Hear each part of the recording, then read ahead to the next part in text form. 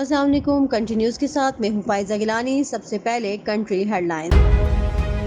نون league کی نائب صدر مریم نواز کا کہنا ہے کہ عمران خان نے دنیا کے سامنے دھمکیاں دی، ثابت کرنے کی ضرورت نہیں ہے۔ اسلام آباد ہائی کورٹ کے باہر میڈیا سے گفتگو کرتے ہوئے انہوں نے کہا کہ ججز کو دھمکانا ملک اور قوم سمیت کسی کے لیے اچھا نہیں۔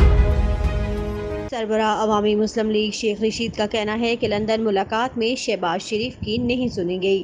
سابق وزیر داخلہ نے ٹویٹ میں حکومتی اتحادیوں پر تنقید کرتے ہوئے کہا کہ پی ڈی ایم ہی نہیں بلکہ نون لیگ اور پیپلز پارٹی میں بھی رساکشی شروع ہو گئی ہے۔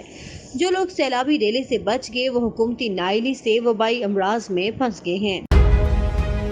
وفاقی حکومت نے ایک بار پھر عوام اور عالمی اداروں سے سیلاب متاثرین کی امداد کی اپیل کر دی۔ وفاقی وزیر احسن اقبال کا کہنا ہے کہ سیلاب کئی علاقوں میں سمندر کی شکل اختیار کر چکا ہے۔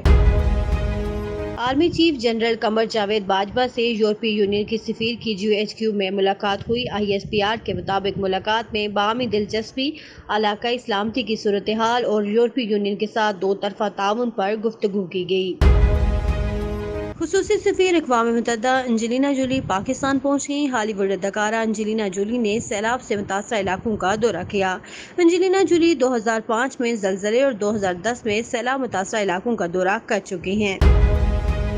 ملک بھر میں ڈینگی کے وار مزید خطرناک ہونے لگے۔ کراچی ڈینگی کا گڑھ بن گیا۔ ایک روز میں 400 کے قریب افراد ڈینگی بخار میں مبتلا ہو گئے۔ شہر قائد میں روزانہ تقریباً 300 سے 400 افراد ڈینگی کا شکار ہو کر اسپتال کا رخ کر رہے ہیں۔ ڈینگی بخار سے بڑوں کے ساتھ ساتھ بچے بھی بیمار پڑنے لگے۔ سرکاری اور نجی اسپتالوں میں مریضوں کا دباؤ بڑھ گیا۔ آج کے لیے اتنا ہی۔ مزید خبروں کے لیے دیکھتے رہیے کنٹری نیوز۔